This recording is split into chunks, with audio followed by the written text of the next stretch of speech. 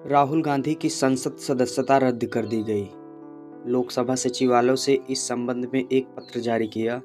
मानहानि केस में सूरत की कोर्ट ने गुरुवार को उन्हें 2 साल की सजा सुनाई थी। राहुल गांधी ने 2019 में कर्नाटक की सभा में मोदी सरनेम को लेकर बयान दिया था। उन्होंने कहा था, सभी चोरों का सरनेम मोदी क्यों होता है। क्या है सदस्यता रद्द होने का नियम? दरअसल सुप्रीम कोर्ट ने 2013 में फैसला दिया था कि अगर किसी जनप्रतिनिधि जैसे विधायक या सांसद को 2 साल या उससे ज़्यादा की सज़ा दी जाती है तो उसकी सदस्यता रद्द कर दी जाएगी। साथ ही कहा था कि अगर सज़ा के खिलाफ प्रतिनिधि ऊपरी अदालत में अपील करता है तो यह नियम लागू नहीं होगा। मोदी के नाम वाली कथित टिप्पणी के लिए कांग्रेस नेता को दोषी करार दिया गया। गुजरात में सूरत की एक अदालत ने राहुल को दोषी ठहराया। कोर्ट ने उन्हें 2 साल जेल की सज़ा भी सुनाई। हालांकि इस मामले में राहुल गांधी को तुरंत ही जमानत मिल गई। यह मामला 2019 का है। राहुल के खिलाफ इस मामले में क्रिमिनल डिफेमेशन का केस दर्ज कराया गया था। राहुल गांधी के खिलाफ क्या मामला था?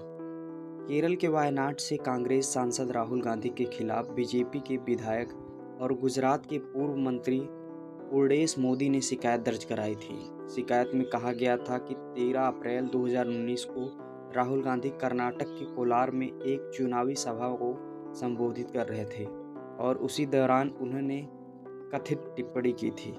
शिकायत के मुताबिक राहुल गांधी ने उस चुनावी सभा में कहा था कि चाहे नीरव मोदी हो, ललित मोदी हो या नरेंद्र मोदी हो, सारे चोरों के नाम में मोदी क्यों जुड़ा हुआ है।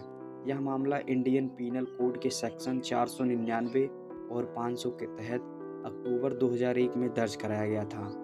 राहुल गांधी के मामले में अदालत में क्या हुआ? शुक्रवार को इस क्रिमिनल डिफेमेशन केस में chief judicial magistrate H Verma ने फाइनल बहस सुनी थी।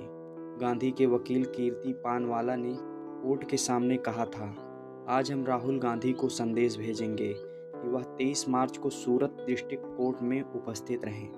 पूरी उम्मीद है कि वह अदालत में उपस्थित होंगे। शनिवार को हमें इस बारे में कन्फर्मेशन मिल जाएगी। इस मामले में राहुल गांधी सूरत कोर्ट के सामने अक्टूबर 2021 में पेश हुए थे। तब उन्होंने अपना बयान दर्ज कराया था। 23 मार्च को सीजेएम ने राहुल गांधी को 2 साल जेल की सज़ा सुनाई और 15,000 रुपये का जुर्माना भी लगाया। हालांकि राहुल गांधी की अपील पर उनकी सज़ा सस्पेंड कर दी गई और जमानत दे दी गई ताकि वह खुद को दोषी ठहराए जाने के फैसले को 30 दिनों के भीतर ऊपरी अदालत में चुनौती दे सकें। सज़ा सुनाए जाते समय राहुल गांधी सूरत की सीजेएम कोर्ट में उपस्थित थे। इस मामले में राहुल गांधी पहले कह चुके हैं कि जब उन्होंने मोदी सरनेम वाला बयान दिया था तब किसी के प्रति उनके मन में दुर्भावना नहीं थी। राहुल गांधी को दोषी ठहराने पर कानून मंत्री ने क्या कहा?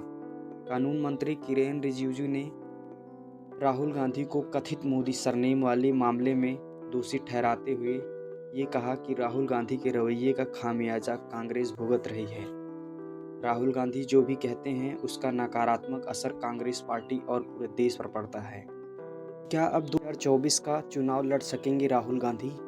पीएम मोदी के सरनेम पर की गई टिप्पणी के बाद मानहानि के मामले में सूरत कोर्ट से सजा पाने के बाद राहुल गांधी की संसद सदस्यता खत्म हो गई है। बता दें कि राहुल गांधी केरल के वायनाड से सांसद थे और अब सदस्यता खत्म होने के बाद वे सांसद नहीं रहेंगे।